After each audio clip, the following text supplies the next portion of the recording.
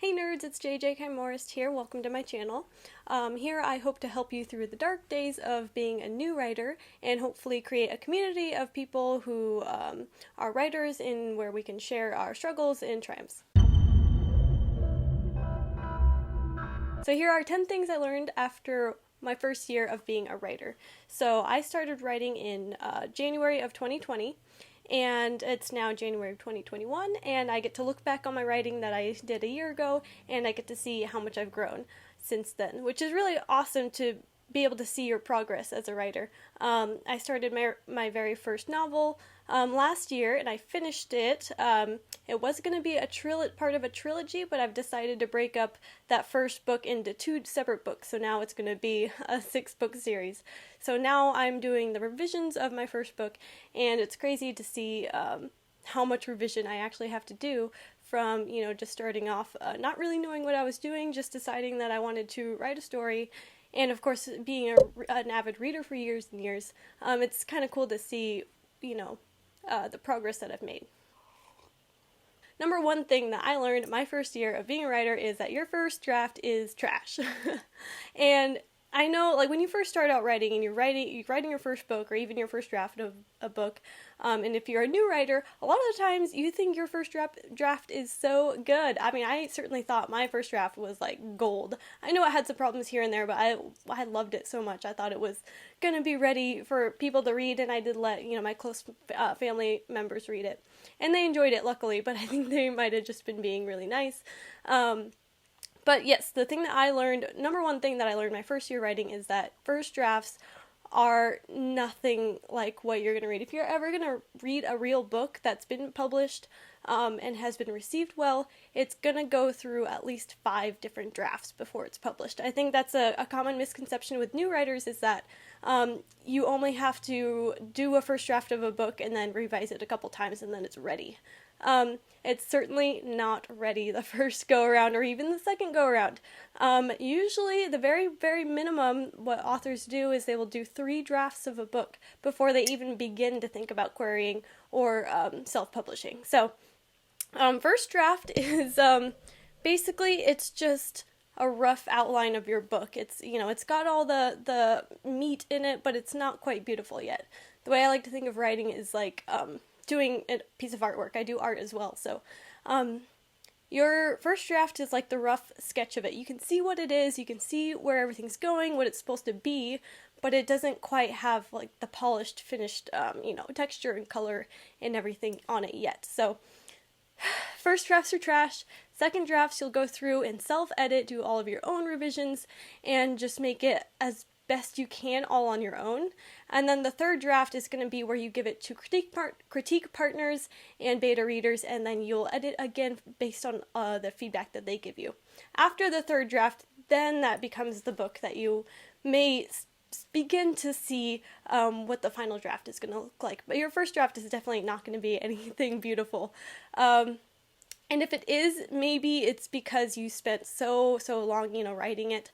Maybe you went through and polished every sentence before you moved on to the next sentence, which for me is an unrealistic thing to do, but I do know that some people do that. So, yeah. Some people do write good first drafts, but as a new writer, you're probably not going to write a good one. But that's not to say you shouldn't be excited about your first draft. I think it's really important to be happy with something that you've made so far. I think it's great to be proud of your accomplishment and proud of your work so far, but just know that it is nowhere near what it's going to be whenever and if ever you do decide to publish it. Alright, so number 2 thing that I learned is that self-publishing is a thing.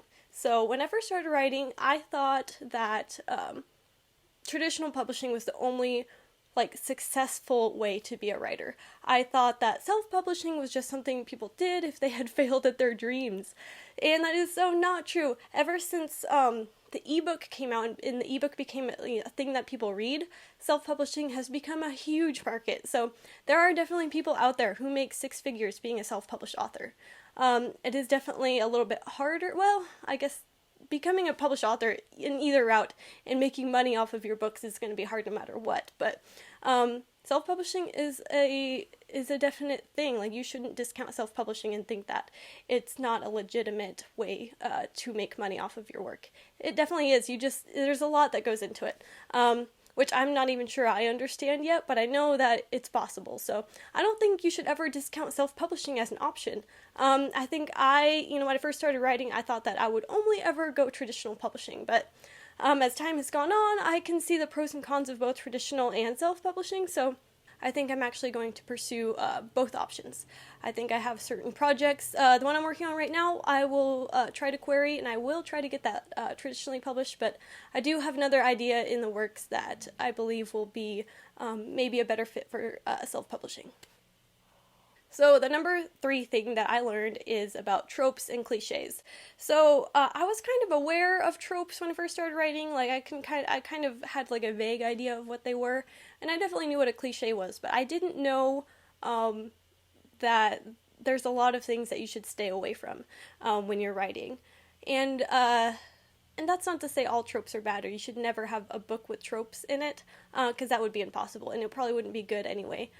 Tropes are not evil, okay? They're a tool that people have used, and there's a reason that tropes are a thing. It's because they tend to be successful.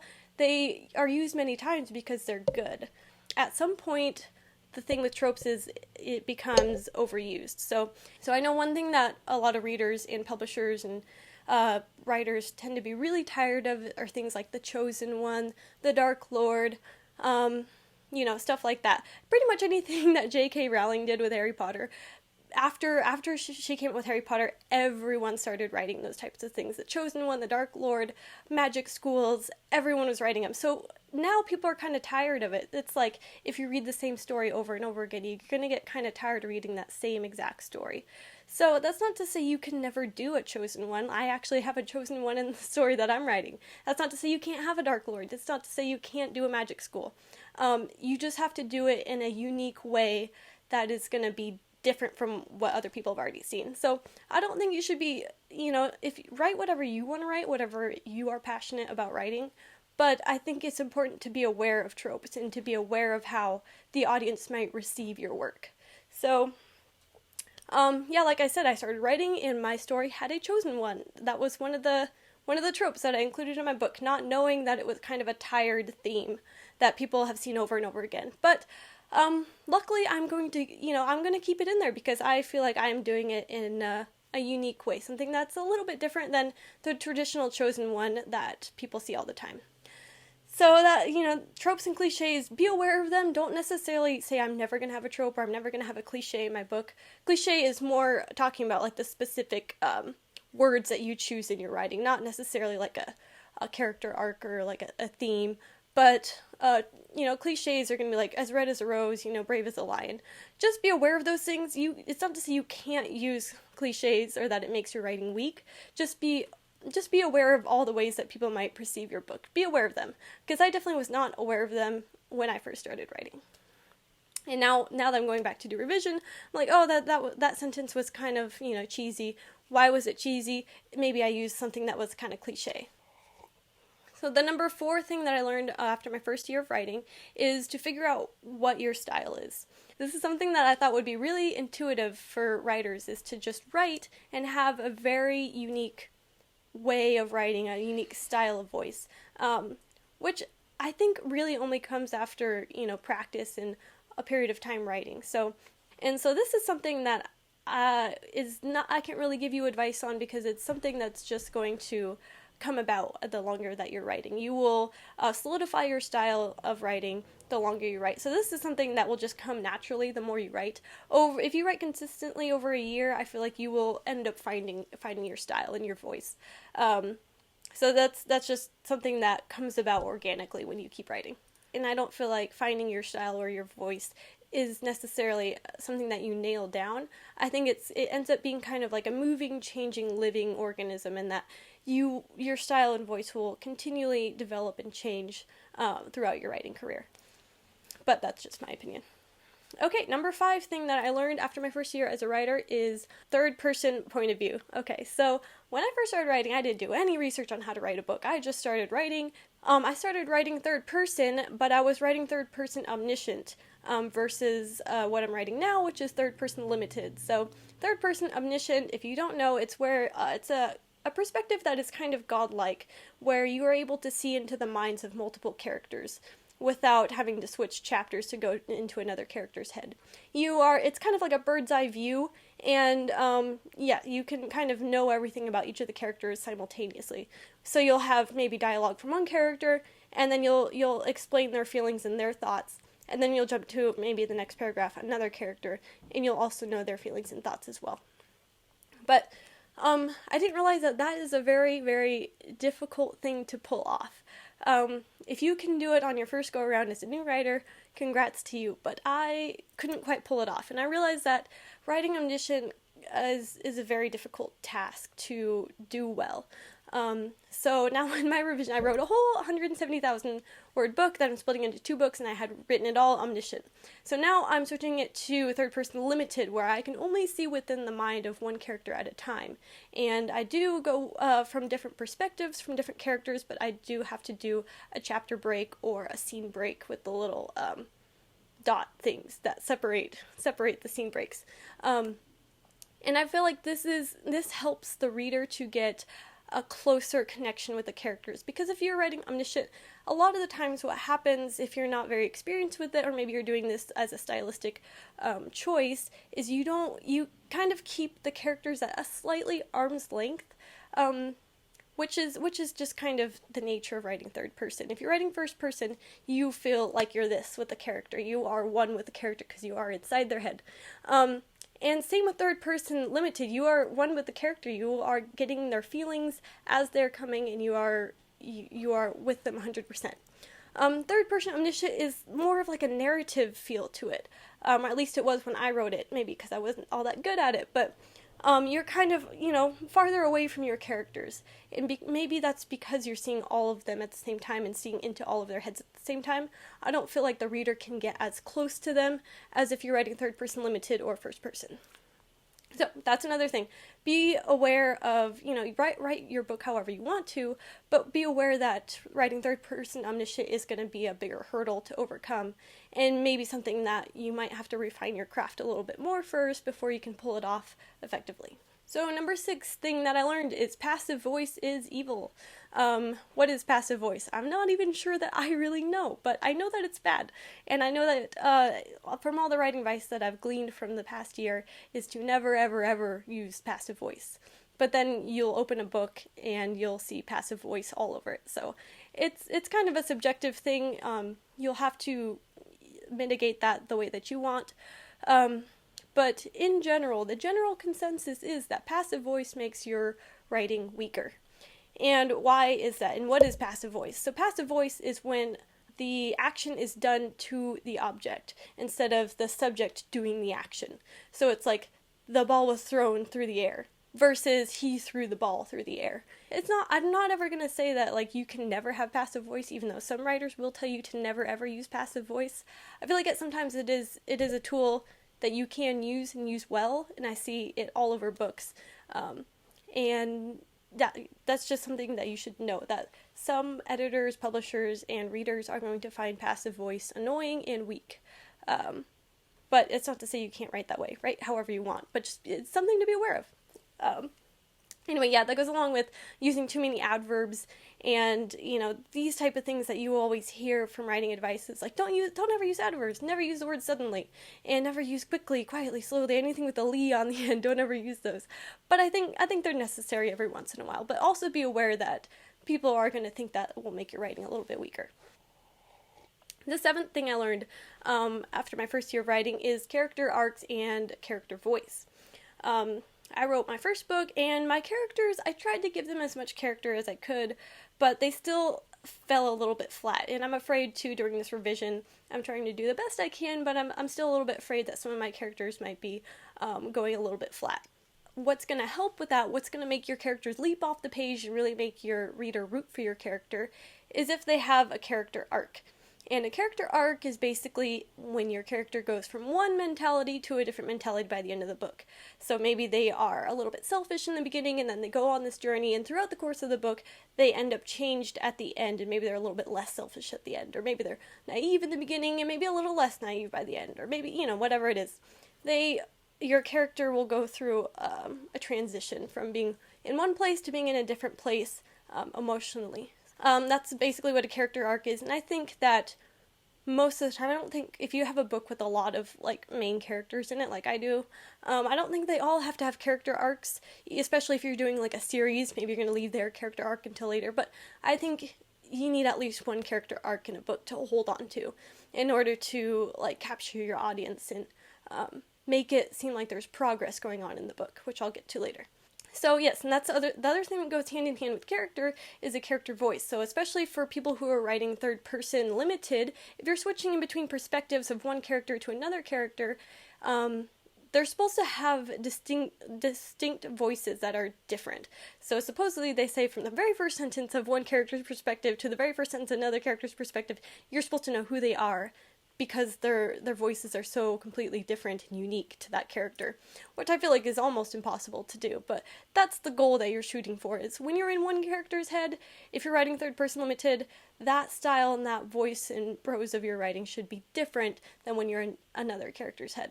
So that's something to try and work towards, something that I'm really trying to work towards, and I don't feel like I'll nail that down anytime soon, but also something to be aware of in your writing. So that brings us to the 8th thing that I've learned after my first year of writing, and that is books, even if it's a part of a series, if you have one book, it should come full circle.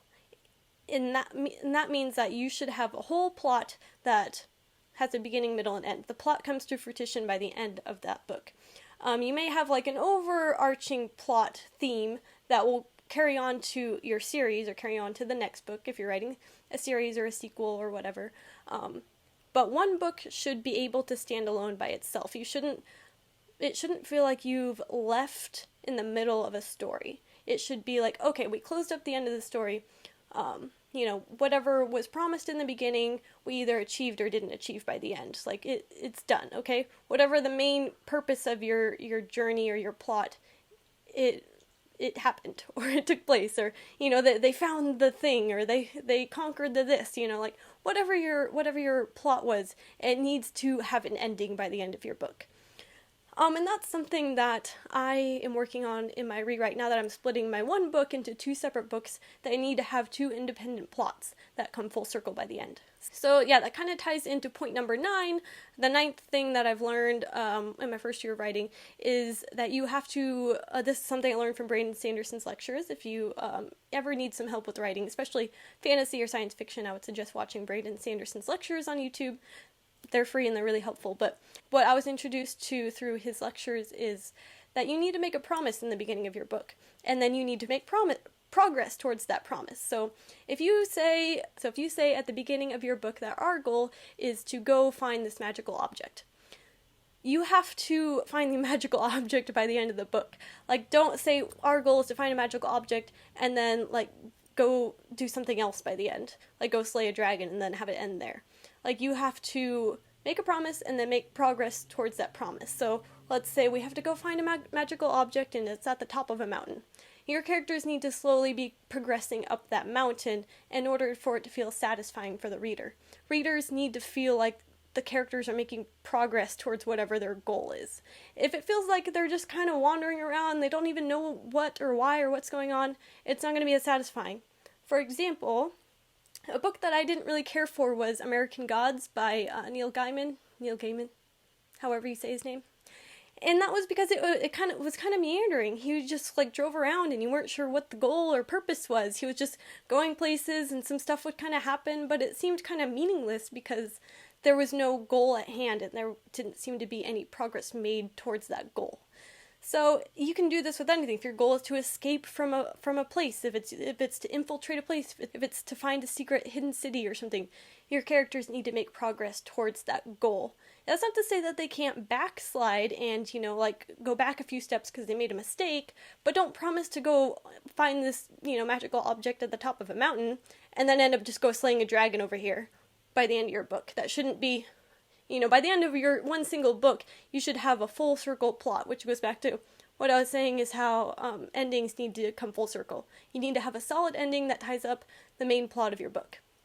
Now, if you're writing a series, that's not to say you can't have other things, that are left unsettled, which will carry over to your next book, but whatever the main goal of this particular book was, you have to tie that up by the end. So yeah, that's something that I'm definitely working on in my revision, is I actually, now that I've split the book in two, I have to actually put a plot in book one, whereas it didn't really have a plot before. I was just kind of exploring the characters and having them do fun stuff. But now it needs to have, a goal, and it needs to make progress towards the goal in order to actually have a functioning plot, in my opinion. So that brings me to point number 10 of the 10 things that I learned my first year of writing, and that is your first book may never see the light of day.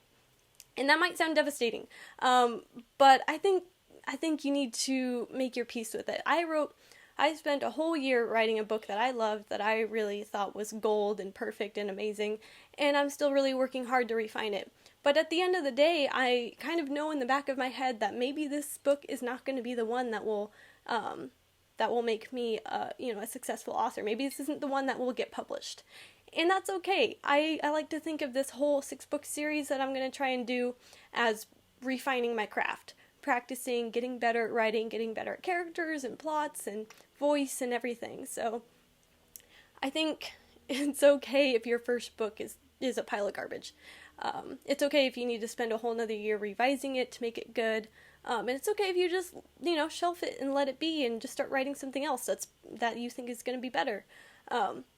Don't think that this first book that you're writing is the only thing that you're ever going to do, and don't be afraid to I don't want to say give up on it, because if you really feel passionate about it, I don't think you should give up on it, but don't be afraid to know that this book might, your first year or so, or a couple years writing, might just be practice for you. It might just be you practicing your craft and getting better at it, which is fine, because, anytime you're learning a new skill or doing something new, you never expect your first try to be the best. If you're learning to play an instrument, you never expect to pick it up and then be guaranteed to be a success by the end of the year, or guaranteed to make money off of it and be able to sell your work by the end of the year.